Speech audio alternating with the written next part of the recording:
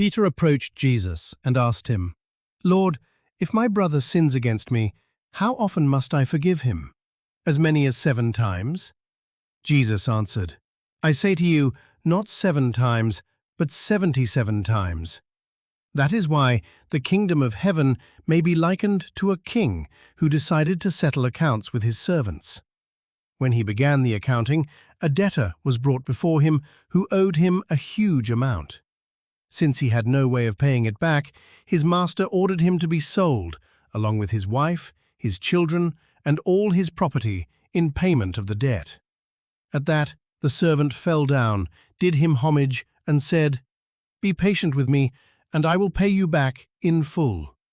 Moved with compassion, the master of that servant let him go and forgave him the loan. When that servant had left, he found one of his fellow servants who owed him a much smaller amount. He seized him and started to choke him, demanding, 'Pay back what you owe.' Falling to his knees, his fellow servant begged him, 'Be patient with me, and I will pay you back.' But he refused. Instead, he had the fellow servant put in prison until he paid back the debt.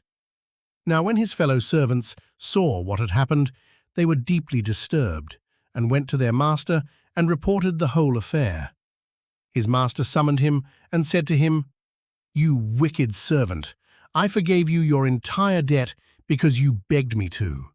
Should you not have had pity on your fellow servant as I had pity on you?' Then in anger, his master handed him over to the torturers until he should pay back the whole debt. So will my heavenly Father do to you, unless each of you forgives his brother from his heart." When Jesus finished these words, he left Galilee and went to the district of Judea across the Jordan.